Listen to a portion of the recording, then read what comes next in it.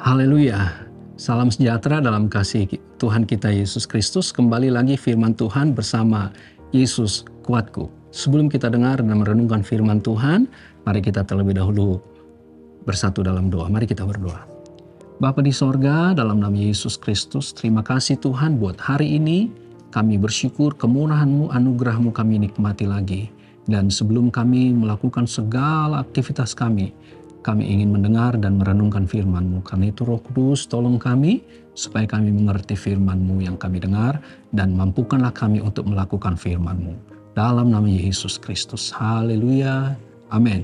Puji Tuhan, firman Tuhan diberikan satu tema yaitu a clue from God atau petunjuk dari Tuhan. Ayat pokoknya diambil dari Kisah Para Rasul pasal 1 ayat yang ke-24. Saya akan bacakan buat kita semua. Kisah Para Rasul pasal 1 ayat yang ke-24. Firman Tuhan berkata demikian. Mereka semua berdoa dan berkata, "Ya Tuhan, Engkaulah yang mengenal hati semua orang. Tunjukkanlah kiranya siapa yang Engkau pilih dari kedua orang ini." Puji Tuhan. Sebagaimana temanya tadi adalah petunjuk dari Tuhan. Saya kira semua kita pasti pernah dihadapkan dengan suatu keadaan akan menentukan pilihan mana yang harus kita putuskan, pilihan mana yang harus kita ambil. Dan kita berharap adalah keputusan kita itu adalah yang terbaik. Kita percaya bahwa setiap hal yang baik, yang terbaik itu datangnya dari Tuhan, karena itu kita harus membutuhkan petunjuk dari Tuhan. Nah, dalam perikop ayat pokok kita tadi dalam perikop ayat 15-26 memberikan penjelasan kepada kita bagaimana agar kita memperoleh petunjuk dari Tuhan. Jadi bagaimana caranya kita agar memperoleh petunjuk dari Tuhan? Dalam ayat 15 sampai ayat 26 di sana dijelaskan yang pertama adalah pastikan beberapa pilihan itu tidak bertentangan dengan kebenaran. Pastikan pilihan-pilihan kita itu tidak bertentangan dengan kebenaran firman Tuhan. Salah satu yang menjadi kriteria pengganti, karena dalam perikop itu adalah dikatakan mencari pengganti Yudas Iskariot yang telah berkhianat, dari salah satu rasul yang telah berkhianat dan digantikan oleh orang lain, dan yang dikatakan orang yang menggantinya itu adalah sebagai saksi tentang kebangkitan Yesus, sehingga menjadi saksi tentu yang mengalami, melihat dan mengalaminya. Dan dikatakan sana calon penggantinya ada beberapa orang. Namun dikatakan orang itu adalah orang yang senantiasa datang berkumpul mulai dari baptisan Yohanes sampai Yesus terangkat ke sorga. Itu kita bisa baca di dalam ayat yang ke-21 dan ayat 22. Dengan kata lain juga, pastikan pilihan kita itu adalah tidak bertentangan dengan kebenaran firman Tuhan. Kemudian yang kedua adalah ayat pokok kita, ayat 24. Bagaimana caranya supaya kita memperoleh petunjuk dari Tuhan? Dikatakan mereka semua berdoa. Jadi para murid, para rasul, mereka datang berdoa, merendahkan diri di hadapan Tuhan. Kenapa? Karena Tuhan yang mengenal hati semua orang. Tuhan yang tahu sampai kedalaman setiap hati manusia. Karena itu, karena Tuhan yang mengetahuinya, kita perlu datang merendahkan diri memohon supaya Tuhan memberikan petunjuk buat kita. Karena Tuhan yang mengenal hati semua orang itu, maka saya percaya ketika kita datang merendahkan diri ke hadapan Tuhan, di situ Tuhan akan berikan petunjuk buat kita. Datanglah kepada Tuhan di dalam doa kita. Rendahkan diri, rendahkan hati kita. Datang kepada Tuhan dalam doa kita. Saya percaya Tuhan pasti akan berikan petunjuk buat kita untuk memutuskan pilihan yang terbaik. Kemudian yang ketiga dikatakan murid-murid ini dalam ayat 26, saya baca saja ayat 26. Lalu mereka membuang undi bagi kedua orang itu, dan yang kena undi adalah Matias. Dan dengan demikian ia ditambahkan kepada bilangan ke-11 rasul itu. Cara yang ketiga adalah murid-murid ini membuang undi. Namun saya berharap pada bagian ini nanti kita taruh perhatian yang khusus, karena dikatakan di sini dalam perikop ayat 15 sampai ayat yang ke-26 ini dijelaskan bagaimana Matias terpilih menggantikan Yudas Iskariot dengan cara membuang undi. Undi dalam bahasa Ibrani yaitu goral, yang artinya adalah batu kecil. Itu saudara bisa baca dalam kitab Imamat 16 ayat yang ke-8.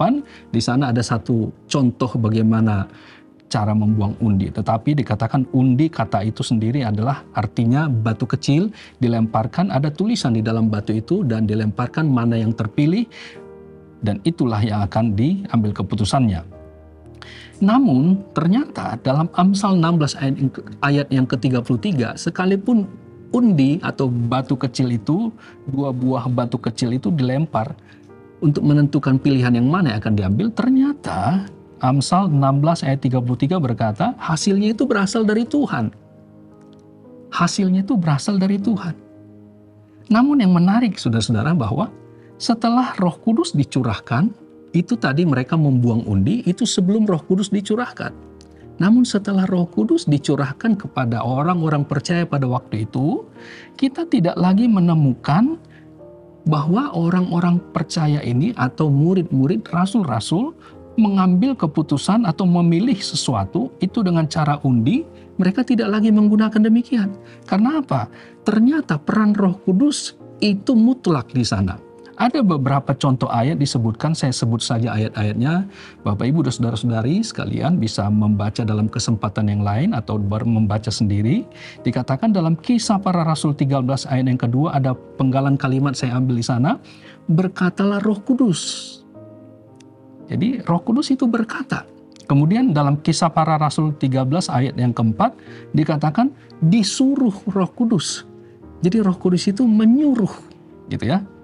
Kemudian Kisah Para Rasul 15 ayat yang ke-28 dikatakan keputusan Roh Kudus. Jadi peran Roh Kudus itu sangat dominan bahkan mutlak, ambil alih untuk menentukan pilihan-pilihan itu. Menentukan keputusan mana yang harus dipilih yang terbaik itu. Dan saya baca saja satu ayat dalam Roma pasal 9 ayat 1. Saya baca ayat ini, Roma pasal 9 ayat 1, firman Tuhan berkata demikian. Aku mengatakan kebenaran dalam Kristus. Aku tidak berdusta. Suara hatiku turut bersaksi dalam Roh Kudus. Artinya apa saudara-saudara? Saya baca dalam satu terjemahan lain dikatakan begini. Saya bacakan saja kalimatnya berkata begini. Apa yang akan saya katakan ini adalah benar, karena saya milik Kristus, tidak berdusta. Hati nurani saya yang dibimbing oleh Roh Allah, meyakinkan saya juga bahwa perkataan saya ini benar. Artinya apa? Peran Roh Kudus itu di dalam hati seseorang, khususnya dikatakan Rasul Paulus penulis surat Roma ini, dikatakan dibimbing Roh Allah, Roh Kudus membimbing hidupnya, membimbing hatinya, sehingga dikatakan perkataannya itu benar. Dan tentu perkataannya benar, maka dia juga akan memutuskan hal yang benar. Jadi Roh Kudus itu membimbing hatinya, memimpin hidupnya, sehingga dia memutuskan hal yang benar. Jadi peran Roh Kudus itu sangat mutlak. Kenapa dikatakan sebelum Roh Kudus dicurahkan mereka membuang undi? Hal itu sah-sah saja. Namun bagi saudara dan saya, kita yang mendengar pada saat ini, ketika kita menentukan pilihan-pilihan yang terbaik itu yang dari mana, kita butuh petunjuk Tuhan. Kalau ingin kita meminta petunjuk dari Tuhan, serahkanlah hidup kita. Itu diumpamakan seperti kita membuang undi atau buanglah. Serahkanlah hidup kita ini sepenuhnya kepada Tuhan. Supaya apa? Supaya Roh Kudus membimbing hati kita, menuntun hidup kita, sehingga Ia memberikan petunjuk kepada kita dalam hati kita, baik dalam suara hati kita, perasaan hati kita, untuk mengatakan hal yang benar dan memutuskan, menentukan pilihan yang benar, yang terbaik itu. Dan saya percaya firman Tuhan mengingatkan kita kembali supaya kita perlu Roh Kudus membimbing kita, menuntun kita, sehingga kita juga dalam hati nurani kita, perasaan hati kita adalah karena bimbingan Roh Kudus kita memutuskan yang terbaik, memilih yang terbaik. Sekali lagi saya katakan pilihan kita itu adalah yang benar. Kita menyerahkan hidup kita sepenuhnya kepada Tuhan, merendahkan diri dalam doa kita, dan dibimbing oleh Roh Kudus, maka kita akan memperoleh pilihan yang terbaik dari Tuhan itu. Kiranya Tuhan tolong kita, firman Tuhan ini memberkati kehidupan kita. Mari kita akhiri dalam doa. Mari kita bersatu dalam doa. Bapa di sorga, dalam nama Yesus Kristus, terima kasih firman Tuhan kami kembali dengar, mengingatkan kami, supaya kami terus dalam penyerahan diri kami, dalam pimpinan Roh Kudus, supaya kami melakukan hal yang benar, memutuskan yang baik, karena Tuhan yang memberikan petunjuk dalam hati kami oleh pimpinan Roh-Mu. Terpujilah nama-Mu. Inilah doa kami, dalam nama Yesus Kristus. Haleluya. Amin. Puji Tuhan, bersama Yesus, aku kuat. Haleluya.